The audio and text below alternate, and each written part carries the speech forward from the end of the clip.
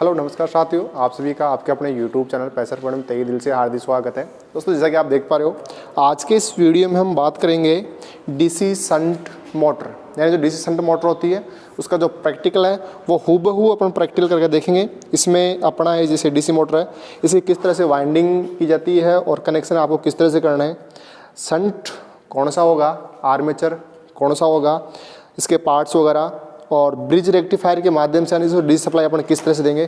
तो इन सब बातों के बारे में आज के इस प्रैक्टिकल में बात करेंगे। और जितने भी साथी सेशन से जुड़े हुए हैं वो वीडियो को लाइक शेयर और सब्सक्राइब करना ना भूलें, और अपने दोस्तों के साथ अधिक से अधिक आप जो है वीडियो का लिंक शेयर करें। और ये वीडियो उन छात्रों के लिए इम्पोर्टेंट है जो कि जैसे कि बार्क, NPCL, सेल, DRDO जितने भी स्किल टेस्ट है या फिर ITI के जो प्रैक्टिकल है वो उनकी तैयारी कर रहे हैं, उनके लिए बहुत ही इंपॉर्टेंट और शानदार होने वाला है। इसमें अपन पूरा बारीकी से हम बात करेंगे कि किस तरह से इसके चेंज करने हैं। आप जैसे कि शंट या सीरीज में से आप किसी के भी सिरे चेंज करते हो तो आपकी दिशा घूर्णन हो जाएगी, तो ग्राफ किस तरह से चेंज होगा, जो अब मोटर के एब्यूलेक्शन है वो चेंज किस तरह से होंगे, और मोटर की दिशा किस तरह से चेंज होगी, सप्लाई टर्मिनल चेंज करने से क्या होता है और दिशा। तो इन सब बातों के बारे में आज की इस वीडियो में हम बात करेंगे। तो सभी सेशन से जुड़े रहें, वीडियो अंत तक देखें और अपने दोस्तों के साथ अधिक से अधिक शेयर करें। और वीडियो अच्छा लगे तो लाइक जरूर करें और सब्सक्राइब करना ना भूलें। तो अपने सबसे पहले इसके पार्ट्स के वगैरह बात करते हैं। तो अपन कैमरा झूम करके डायरेक्ट मोटर के ऊपर फोकस करते हैं। तो आपको फिर बता देता हूँ, यह है डीसी शंट मोटर। तो जैसा कि इस पर यहाँ पर नेम प्लेट पे लिखा हुआ है डीसी शंट मोटर। अब देखो यहाँ इसमें किलोवाट, तो यह है 1.5 अर्थात 2, तो 1.5 किलोवाट से, और HP 2 से 3। अब देखो इसकी कार्यकारी जो वोल्टेज जो रेंज है, इसकी वोल्टेज रेंज की अपन बात करें तो 220 वोल्टेज। क्या चाहिए इसे, AC या DC? तो इसको चाहिए DC। और किसी साथी का अगर कोई क्वेश्चन हो तो वो कमेंट बॉक्स में क्वेश्चन छोड़ दे अपना। आगे अपन बात करते हैं एम्पियर। तो ये लेगी लगभग कितना, 8 एम्पियर, और इसकी बैटरी यानी कौन सी है, शंट। अब देखो इस पे 220 वोल्टेज हो गया, और यहाँ लिखा हुआ मशीन नंबर। अगर दोस्तों आपको जैसे ये डीसी शंट मोटर लिखा हुआ है, ये लिखा हुआ ना मिले तो आपको क्या लिखा हुआ मिल जाएगा, DCSM। क्या हो जाएगा, डीसी शंट मोटर। अगर ये सीरीज है तो डीसी सीरीज मोटर, तो DCM आपको यहाँ पे लिखा हुआ इसमें मिल जाएगा। तो ये कौन सी, डीसी शंट मोटर। अब ये तो इसकी नेम प्लेट की बात होगी, इसको बोलते हैं अपन नेम प्लेट। ये इसकी पूरी क्या हो जाएगी, बॉडी। थोड़ा सा दूर। अब देखो इसमें अपन सबसे पहले यहाँ से स्टार्ट करते हैं। यह है इसकी साफ्ट। जो साफ्ट होती है किसकी बनी होती है, इसकी माइल्ड स्टील की अर्थात MS की इसकी साफ्ट बनी होती है। ये साफ्ट को देखो, ये फैन। अब इसका जो फैन होता है वो साफ्ट की तरफ होता है, जहाँ अपन पूड़ी लगाते हैं उस तरफ क्या होता है, फैन। और फैन क्या काम आता है, ये जो साफ्ट होती है साफ्ट के ऊपर लगा होता है, और जो काम क्या करता है, जो अपनी वाइंडिंग होती है उस वाइंडिंग को कूलिंग अर्थात ठंडा करने में काम आएगा। अब देखो यहाँ पर अपन देखते हैं, थोड़ा जूम कर लीजिए इसके ऊपर। ये इस पर अर्थात ये कम्यूटेटर हो गया। क्या हो गया, कम्यूटेटर। अब कम्यूटेटर का कार्य क्या होगा, जो आपकी DC जाएगी सप्लाई, उसको ये ऐसे में जाता था, यहाँ से जो आप रोटर को जो सप्लाई देनी है वो किसके माध्यम से मिलेगी आपको, इसमें कम्यूटेटर के माध्यम से। और ये जो दिखाई दे रहा है वाइट, इसमें आपको ये वाला, ये इसे बोलते हैं अपने रॉकर आर्म। और ये इसकी कार्बन ब्रश लगी हुई है नीचे ब्लैक कलर की, और ये इसका ब्रश होल्डर, ठीक है। और यहाँ बीच में आपको ये बेरिंग के माध्यम से इसमें फिट रहता है ना। अगर अपन जैसे कि अपने पढ़ते हैं कि जब भी कार्बन ब्रश के ऊपर स्पार्किंग का मान अधिक हो तो आपको करना क्या होता है, अपन कहते हैं GNA और MNA स्थिति।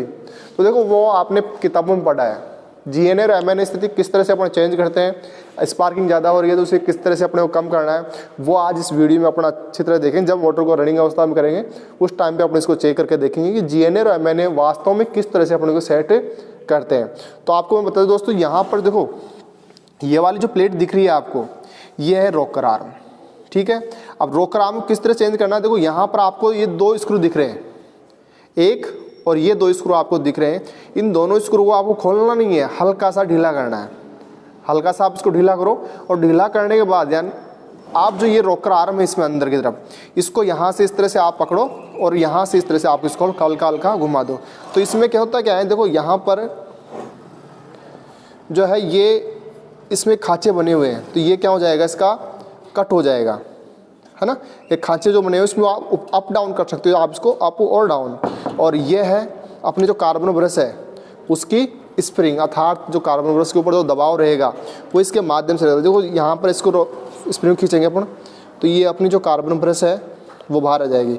आपको मैं दिखा देता हूँ जो कार्बन ब्रश है किस तरह की रहती है।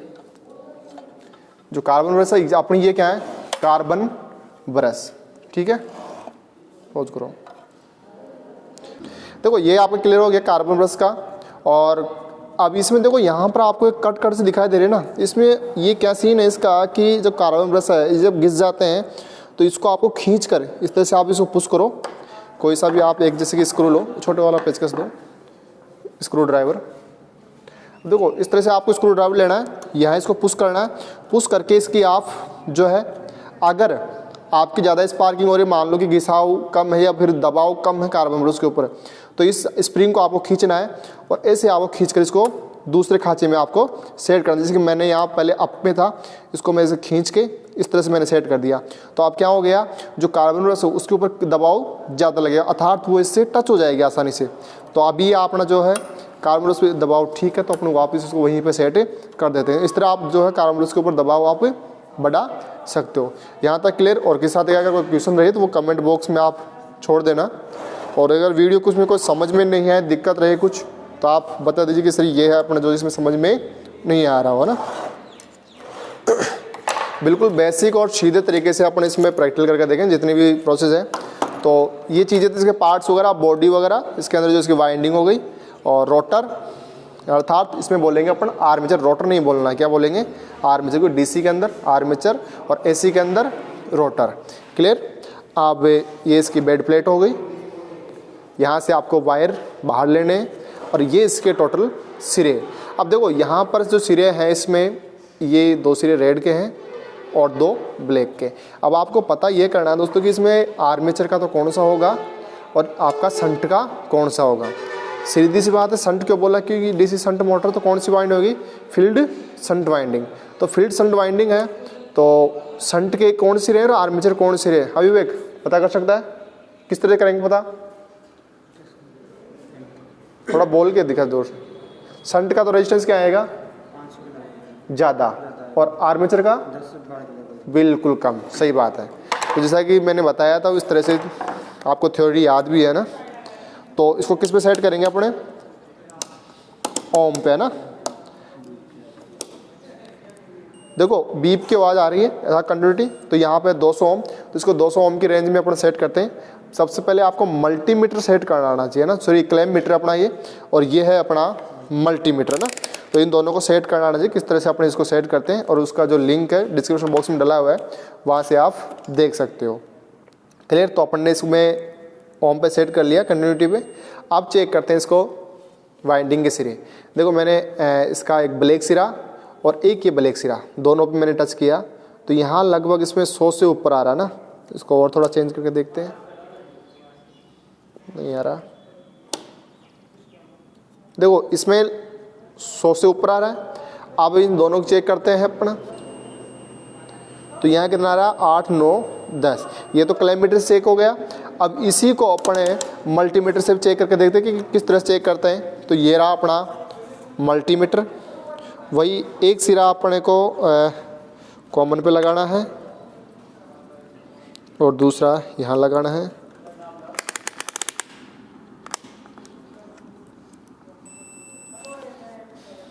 और इसे ही अपन कंटिन्यूटी सेट करेंगे। फिर वही प्रोसेस लगभग 400, है ना, क्योंकि इस मीटर में क्या है कि बैटरी इसकी डाउन है तो ये वोल्टेज जो है वो रेजिस्टेंस प्रॉपर्ली दिखा नहीं रहा है। तो यहाँ पर अपने से चेक करते हैं तो लगभग 400 से ऊपर ओम आ रहा है। तो ये कौन सी हो जाएगी आपकी फील्ड वाइंडिंग, जिसका रेजिस्टेंस ज़्यादा है। तो आप नोट डाउन कर सकते हो कि जो शंट मोटर होती है, शंट मोटर के अंदर जो शंट मोटर की जो वाइंडिंग है उसका रेजिस्टेंस कितना रहेगा, 400 से 500 था, लगभग 500-600 ओम तक इसका रेजिस्टेंस रहेगा। और आर्मेचर का जो है 1 ओम या 1 ओम के आसपास, तो इसका आ रहा है 8-9 ओम। अब इसमें जो ये वायर वगैरह है, वायर का भी रेजिस्टेंस आ गया, प्लस इसके अलावा जो आपके कार्बन ब्रश है, जो कार्बन ब्रश लगे हैं वो घर्षण होगा, उसमें जो कार्बन ब्रश वगैरह सारा रेजिस्टेंस आ गया इसके अंदर। तो इसलिए कितना दिखा रहा है ये आपका 9 से 10 ओम। और अगर इसको प्रॉपरली अपन केवल और केवल कार्बन ब्रश को हटा के डायरेक्ट अपन चेक करेंगे तो फिर कितना आना चाहिए इसमें, 1 ओम के आसपास। तो अपन यहाँ डायरेक्ट चेक करते हैं इसमें। अब देखो इस टाइम में कार्बन ब्रशों का चेक कर रहा हूँ 10, और इसमें बढ़ा देते हैं, ये आएगा कम्यूटेटर का।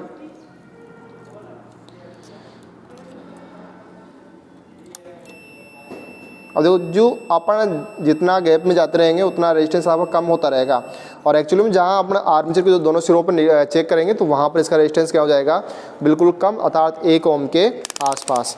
तो ये तो आर्मेचर के जो है और फ्रंट कुंडली के सिरे हैं वो चेक करना होगा, किस तरह से अपन चेक करते हैं। और आपको देखो ये पार्ट जो दिखाई दे रहा है कम्यूटेटर, ये है कम्यूटेटर, और ये इस पर इस साइड जो है इसका भाग जो ये धागे से प्लेटा हुआ है इसके ऊपर, इसका रीज़न क्या है धागा लपेटना का, ताकि जो कम्यूटेटर राइजर के जो वायर है वो इधर उधर बिखरे ना और उनकी क्या रहे, सेफ्टी। तो ये कम्यूटेटर और इधर कम्यूटेटर राइजर, आगे आपका आर्मेचर। इसमें अगर अपन देखेंगे तो आगे क्या हो रही है अपनी वाइंडिंग और आर्मेचर वाइंडिंग, ठीक है।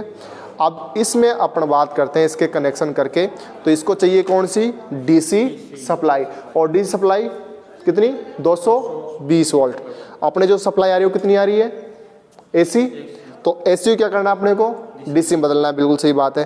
तो डीसी में बदलेंगे तो उसके लिए क्या करेंगे अपन, ब्रिज रेक्टिफायर की अपने को आवश्यकता पड़ेगी, या फिर अपन कैसे भी अपने को डीसी सप्लाई चाहिए करना, मतलब ये हो गया, चाहे आप डीसी जनरेटर से लो या फिर आप बैटरी कैसे भी लो, लेकिन आपको 220 वोल्टेज क्या चाहिए, डीसी, ठीक है। तो अपने पास कौन सी है, एसी, तो अपन एसी क्या करेंगे, डीसी में चेंज करेंगे। तो उसके लिए मैंने अपन ने यहाँ पर डायरेक्ट बना रखा है सिस्टम, ये है ब्रिज रेक्टिफायर। इसको झूम करके देख लीजिए, पास में थोड़ा सा। अब देखो ब्रिज रेक्टिफायर कैसे निर्माण करते हैं, पहले तो वो बात करते हैं। देखो यहाँ पर आपको कुछ इसमें डिफरेंस दिख रहा होगा, इसका ये समान सिरा डायोड का, इस डायोड का समान सिरा, दोनों को मैंने एक जगह कर दिया, इन दोनों के समान सिरे। यहाँ पर देखो सिल्वर कलर का आपको कलर दिखाई दे रहा है, इन दोनों कलर टाइप को मैंने एक तरफ, विदाउट कलर वाले को एक तरफ, दोनों को आप इस तरह से कॉम्बिन करना है और कनेक्ट कर देना चारों का। ये बन गया आपका ब्रिज रेक्टिफायर। अब देखो आपको जो ये असमान वाले हैं, असमान, यहाँ पे देखो ये पूरा ब्लैक है, यहाँ सिल्वर टाइप है, यहाँ ब्लैक सिल्वर है और यहाँ ब्लैक, इन दोनों पे तो आपको फेज और न्यूट्रल देना है, क्लियर। अपन यहाँ दे देंगे फेज और न्यूट्रल। और ये जो है जहाँ सिल्वर टाइप है और जहाँ पर ये ब्लैक है, सिल्वर वाले से क्या लोगे आप, प्लस, और यहाँ से क्या लोगे आप, माइनस। इन सिरों पे आपके एसी और इन सिरों से आपको क्या मिलेगी, डीसी। और डीसी भी कौन सी मिलेगी दोस्तों, आपको पल्स सेटिंग डीसी, अर्थात अशुद्ध डीसी आपको मिलेगी, जो कि मोटर के लिए क्या रहती है, हानिकारक। क्योंकि डीसी जब तक आप शुद्ध नहीं करोगे तब तक वो ठीक नहीं है। तो पल्स सेटिंग डीसी मिलेगी, अर्थात तो उसमें एसी के कुछ कण मिलेंगे रहेंगे। तो एसी के कुछ कण हटाने के लिए आप यहाँ पर जो ये प्लस और माइनस है, इस प्लस और इस माइनस पर आप क्या लगाओगे, कैपेसिटर। क्या लगा दोगे, कैपेसिटर। तो आपको पता है कि जो कैपेसिटर आपका होता है वो क्या करता है, एसी पे चार्ज और डीसी को ब्लॉक, अर्थात डीसी तो जो है अपने रास्ते से जाती रहेगी और जो एसी के कण हैं उन पे वो चार्ज हो जाएगा। और साइकिल जैसे कि प्लस में और माइनस में जैसे कि अप डाउन होगी, उस हिसाब से चार्ज और डिस्चार्ज होता रहेगा।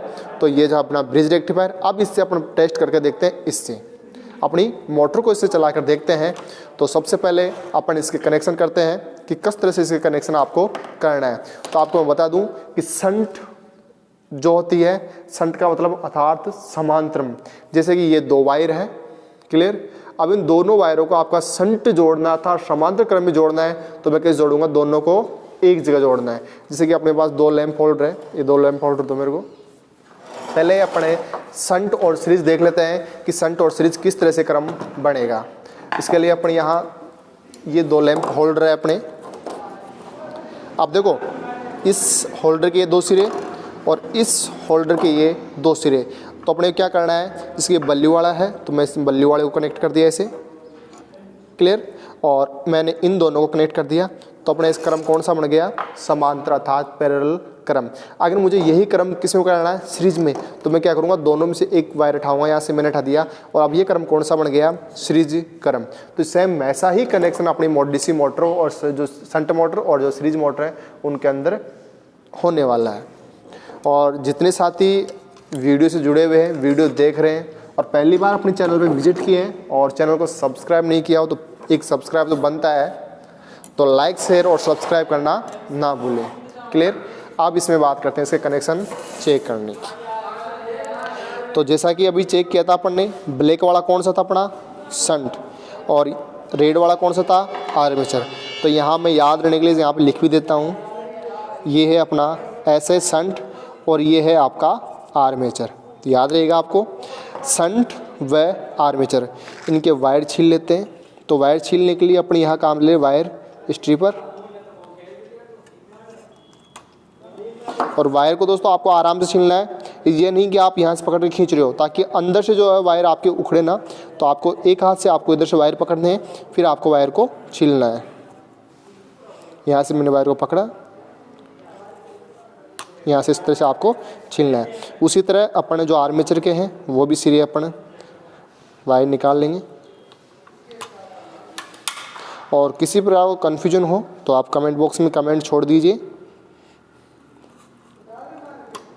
और एक बार कमेंट अवश्य कीजिए कि आपको वीडियो कैसा लगा हो।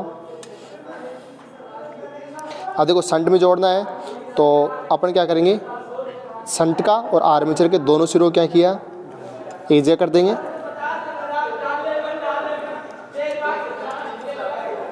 पॉज करो। इस तरह से मैंने दोनों को एजिया कर दिया। अब मैं इन दोनों को क्या कर दूंगा, एक जगह मैंने इन दोनों को कर दिया। अब अपने को सप्लाई देनी, ये अपना टर्मिनल बॉक्स, यहाँ से मैं इनको जोड़ देता हूँ। इस तरह से आप यहाँ से पकड़ो और इसको अपने यहाँ, और ये आपको ढीला नहीं कसना, बिल्कुल टाइट रखना है ताकि स्पार्किंग ना हो।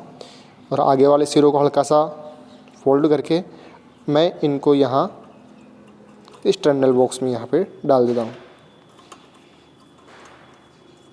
यहाँ आप इसको कर दोगे। अगर दोस्तों आपको जो है कनेक्शन करने में कोई कन्फ्यूजन हो तो आप कमेंट बॉक्स में बता दीजिए कि किस तरह से सीरीज और शंट के कनेक्शन अपन करते हैं।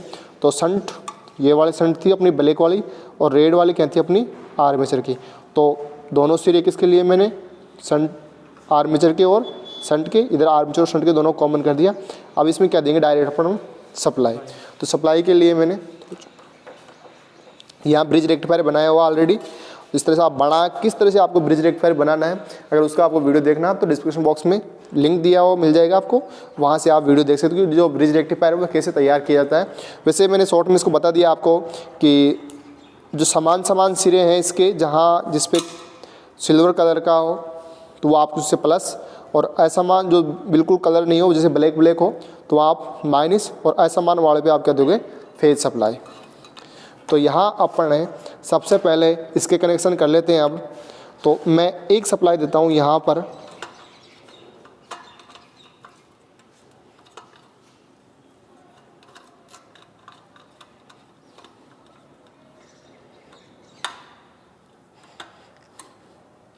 और डीसी शंट मोटर है अपनी, तो क्या मैं इसे लोड, बिना लोड के चला सकता हूँ? हाँ विवेक, चला सकते हैं। क्यों?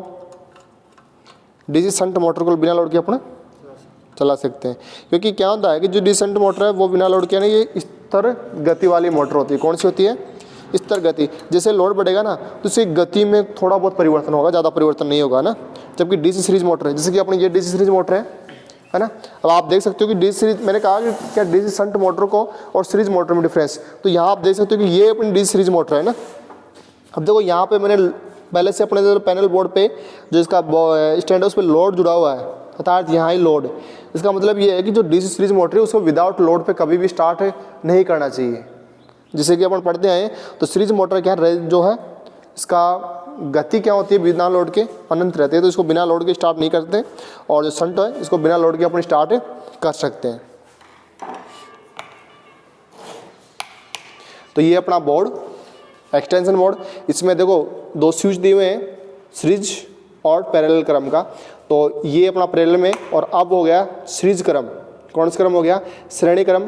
तो सीरीज और जो है पैरेलल बोर्ड आपको किस तरह से बनाना है, सीरीज टेस्ट लैम्प किस तरह से बनाना है, उसका वीडियो आपको डिस्क्रिप्शन बॉक्स में मिल जाएगा, तो आप वो बना सकते हो ना, कि किस तरह से इसके कनेक्शन किए जाते हैं। आप सीरीज और शंट अपने को चेक करना है यहाँ पे, सीरीज श्रेणी समांतर, तो इस टाइम पे श्रेणी में है। तो लैंप क्या हो रहा है? ग्लो कर रहा है, अर्थात किस क्रम में है? श्रेणी क्रम में, प्रेजेंट में। अब इसको करेंगे समांतर क्रम में, ऑफ और यहाँ से देंगे अपन इसमें सप्लाई।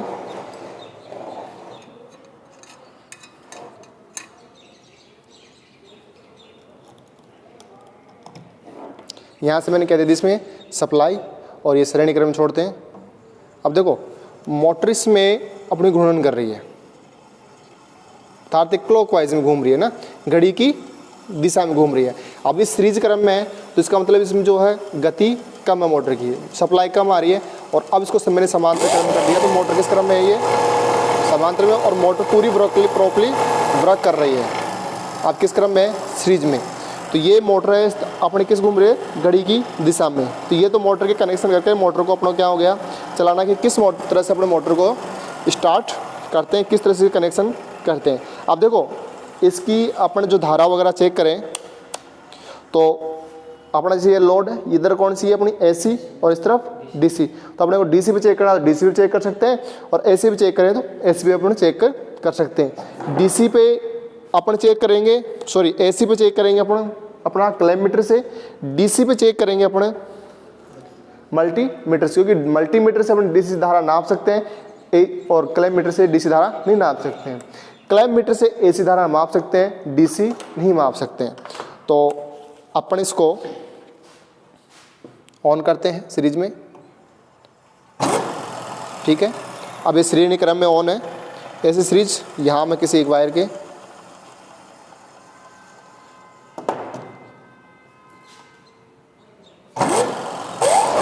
देखो यहाँ कितना एम्पियर ले रहे हैं, 1 से 2 एम्पियर। और देखो इसमें होता क्या है, जैसे मोटर को अपन स्टार्ट करते हैं शुरुआत में तो मोटर हाई एम्पियर लेते हैं। उसका रीज़न क्या है कि मोटर शुरुआत में क्या लेती है, बहुत अधिक लोड देते हैं, उस टाइम पे अपनी धारा का मान बढ़ जाता है। और जैसे इस पर लोड बढ़ेगा तो मोटर क्या लेगी, अधिक धारा। तो अपन इस पर लोड बढ़ा के देखते हैं। एक कपड़ा लेके आओ उधर से, यानी फिर ये कागज़ ले लो, ये लैंप का वाला कागज़ दे दो, ये कपड़ा इसके कनेक्ट हो जाएगा।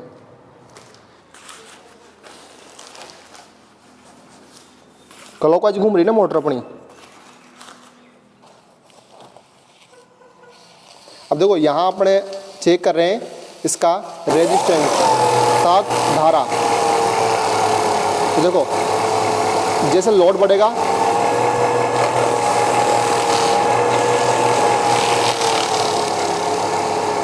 तो धारा भी बढ़ रही है। तो ये ध्यान रखना, अब लोड बढ़ेगा तो धारा का मान क्या होगा, बढ़ेगा। ठीक है, ये अपना क्लियर हो गया।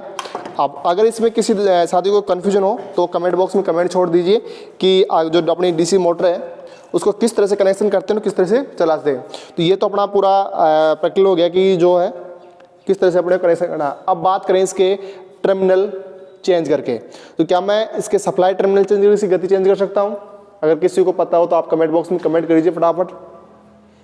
ठीक है, तो दोस्तों बात यह है कि सप्लाई टर्मिनल चेंज करने से मोटर के जो है गति पे कोई प्रभाव नहीं पड़ेगा। मोटर उसी दिशा में चलती रहेगी, जैसे क्लॉक में चल रही है तो क्लॉक में, एंटी में चल रही है तो एंटी क्लॉकवाइज में। जैसा कि अभी किया, जैसे मैंने यहाँ पे मेन सप्लाई इसकी इस सीरीज क्रम में मैंने इसको जोड़ा, मोटर क्लॉकवाइज घूम रही है, और अगर इसके सिरों को मैं क्या कर दूँ, चेंज कर दूँ, तो अभी मोटर उसी दिशा में घूमती रहे, कोई प्रभाव इस पर नहीं पड़ेगा। क्लियर? अगर मैं इसके मोटर के सप्लाई टर्मिनल चेंज कर दें, यहाँ से मैं मोटर के सप्लाई अर्थात प्लस व माइनस के सिरे चेंज कर देता हूँ, तो क्या मोटर अपनी घूमती है। जिस तरह से खिलौनों की मोटर की सप्लाई टर्मिनल आप चेंज कर देते हो और मोटर उल्टी दिशा में घूमने लग जाती है, क्या वास्तव में ऐसा इसमें होता है? वो अपने सिद्ध कर लेंगे अभी, क्योंकि डीसी शंट जो छोटी खिलौनों की मोटर होती है उनमें ऐसा होता है, जबकि इन मोटरों में ऐसा नहीं होगा। सप्लाई टर्मिनल चेंज करने से मोटर की गति पे कोई प्रभाव नहीं पड़ेगा। जब तक अपने टर्मिनल चेंज करते हैं, तो जो भी साथी वीडियो जुड़े हुए हैं वो अपना कमेंट कीजिए कि सप्लाई टर्मिनल चेंज करने से गति और अभिलक्षण पे क्या प्रभाव पड़ेगा। क्या गति चेंज होंगे या फिर मोटर के अभिलक्षण चेंज होंगे, अर्थात जो ग्राफ बनेगा वो ग्राफ चेंज होगा या फिर गति इसकी चेंज होगी। तो जैसा कि मैंने यहाँ पर है प्लस को और माइनस को मैंने चेंज कर दिया। पहले अपना प्लस इस साइड लगा हुआ था, अब प्लस को अपन ने इस साइड लगा दिया।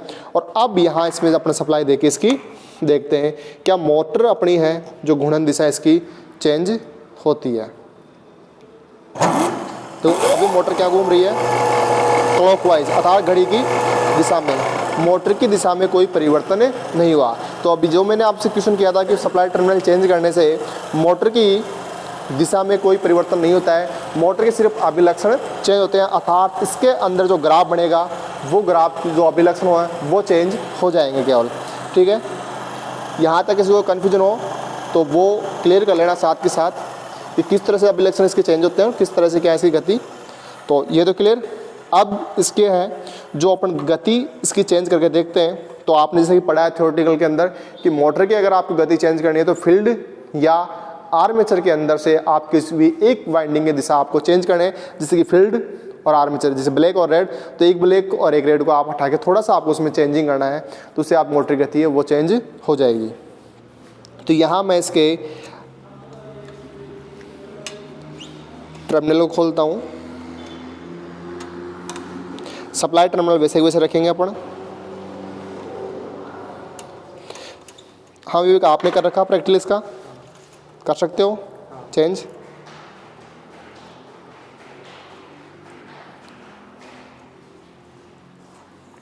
तो ये दो रेड और दो ये ब्लैक, ये रेड वाले अपने आर्मेचर के और ये अपने शंट के। तो क्या मैं इन दोनों को इधर चेंज करूंगा या फिर ओनली आर्मेचर या शंट के? एक करना पड़ेगा, एक ही अपने को करना है चेंज, है ना, दोनों के नहीं चेंज करने। तो इनके थोड़े से वायर निकाल लेते हैं। देखो ये आर्मेचर ऐसे था और ये आर्मेचर का सिरा, ये दोनों शंट के सिरे। अब देखो मैं गति किस तरह से चेंज करनी, चेंज कनेक्शन किस तरह से करनी है, आपको ये ध्यान रखना है। इसमें पहले ये जुड़े हुए थे इस तरह से, क्लियर।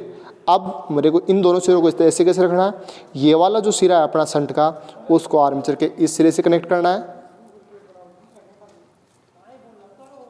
और इसको मैं इधर जोड़ूंगा आर्मेचर से। अर्थात अभी चेंज कौन सी हो गए, अपने शंट सिरे चेंज हो गए। कौन से हुए, शंट वाइंडिंग के सिरे चेंज हो गए। और अगर अपने को बिल्कुल गति भी चेंज करना है और अभिलक्षण भी चेंज करना है, आपका अगला क्वेश्चन है, कमेंट बॉक्स में आंसर कीजिए। अगर गति आपको चेंज करनी है और उसका अभिलक्षण भी ना बदले तो आप आर्मेचर या शंट के आप चेंज करोगे। मोटर की आप ना गति भी चेंज हो जाए और उसका अभिलक्षण भी नहीं बदले तो आप किस वाइंडिंग के सिरे आप चेंज करोगे? फटाफट आप जो है कमेंट बॉक्स में आंसर छोड़ दीजिए। तब तक अभी अपन ने चेंज किया है शंट के, और अब इसको लगा के देखते हैं क्या मोटर की जो है वास्तव में जो गति है वो चेंज हुई है या नहीं। तो इसके कनेक्शन कर देते हैं। यहाँ पे कनेक्शन कर दिया मैंने। और जो भी सेशन से पहली बार जुड़े हुए हैं, वीडियो देख रहे हैं अपना, तो अच्छा लगे तो लाइक शेयर और सब्सक्राइब करना ना भूलें और अपने दोस्तों के साथ अधिक से अधिक शेयर कीजिए। और जो जुड़े हुए हैं सभी का यूट्यूब फैमिली प्रेशर पॉइंट में आप सभी का तहे दिल से स्वागत। देखो ये अपन ने कनेक्शन दिया। अब इसमें देते हैं सप्लाई, क्योंकि आवाज़ ज़्यादा ना करे, ज़्यादा भागे ना, इसलिए अपना सीरीज क्रम चला रहे हैं इसको। अब मोटर क्या घूम रही है इसमें एंटी क्लॉकवाइज। तो किया क्या अपन ने शंट के चेंज कर दिए तो मोटर एंटी क्लॉकवाइज में घूमने लग गई है ना। तो क्या इसमें अपन धारा चेक करें?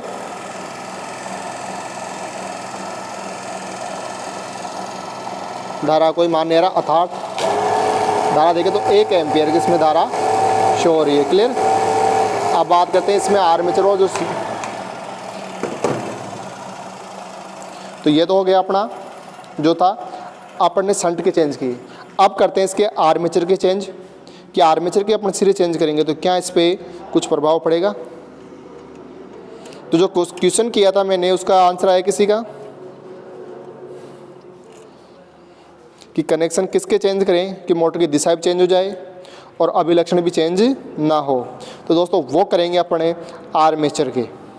अभी शंट के अपन इस तरह से किए थे, ठीक है। तो ये आर्मेचर आप यहाँ लेके आओ और ये आर्मेचर आप इधर लेके जाओ। जब आप आर्मेचर के सिरे चेंज कर रहे हो, किसके चेंज कर रहे हो, आर्मेचर के सिरे चेंज कर रहे हो, तो मोटर की घूमने की दिशा भी बदलेगी और उसके अभिलक्षण पे कोई प्रभाव नहीं पड़ेगा। तो हमेशा मोटर के आपको जब भी प्रैक्टिकल करवाया जाए या फिर आपको मोटर चलानी हो दिशा चेंज करके, तो आप किसका चेंज करोगे, आर्मेचर के सिरे चेंज करना, ना कि आप शंट के, है ना। तो आर्मेचर शंट करने से चेंज क्या होता है कि अभिलक्षण पे कोई प्रभाव नहीं पड़ता है। तो अगर आपको इस तरह कोई प्रैक्टिकल आए तो आप कर सकते हो।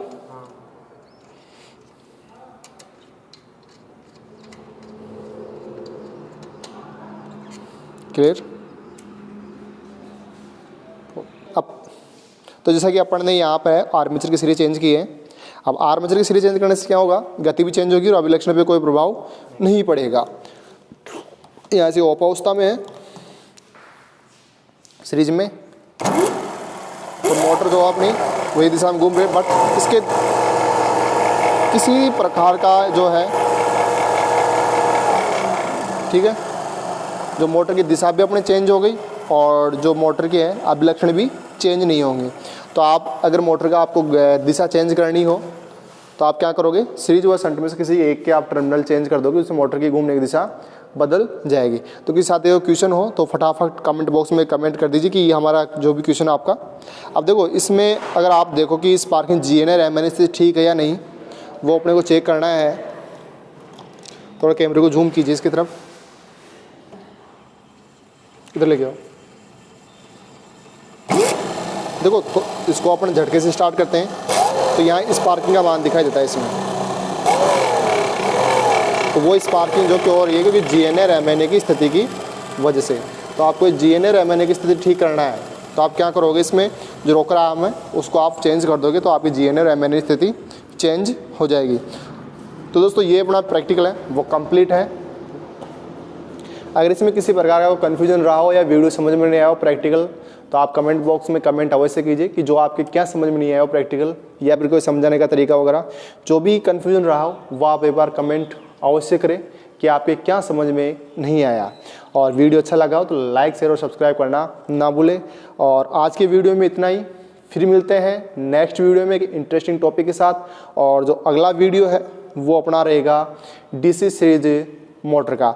इस वीडियो में केवल अपन ने इतनी ही बात की है कि जो DC शंट मोटर है उसकी कौन कौन इसके पार्ट्स वगैरह है, कितनी सप्लाई चाहिए, और जो अपना ब्रिज रेक्टिफायर है वो किस तरह का होता है, कैसे इसको बनाया जाता है, किस तरह से सप्लाई से जोड़ा जाता है, इन बारे में बात की है। और इसके सिरे वगैरह है किस तरह से कनेक्ट किए जाते हैं, सप्लाई टर्मिनल बदलने पर क्या मोटर की गति में प्रभाव पड़ता है, और गति किस तरह से चेंज की जाती है। बस ये इतना अपन ने इसमें बात की है। कल जो नेक्स्ट जो वीडियो होगा DC शंट मोटर का, उसमें अपन जैसा कि आप देख पा रहे हो इधर, ये अपना DC है जो स्टार्टर, और ये है अपना 2 पॉइंट स्टार्टर। तो नेक्स्ट वीडियो में हम बात करेंगे जो 2 पॉइंट स्टार्टर है उससे अपने को कैसे कनेक्ट करना है और मोटर को किस तरह से चलाना है। तो नेक्स्ट वीडियो में हम स्टार्टर इसका भी आपको वीडियो, तो अगला पार्ट जो है आप अवश्य देखें, क्योंकि अगर एक पार्ट में अपन इसको लेंगे तो बहुत लंबा वीडियो जाएगा। तो इसको नेक्स्ट पार्ट में अपन लेंगे, जो है मोटर को स्टार्टर से कनेक्ट करके अपन उसमें देखेंगे। तो आज की वीडियो में इतना ही, फिर मिलते हैं नेक्स्ट वीडियो इंटरेस्टिंग टॉपिक के साथ। Thank you, have a nice day.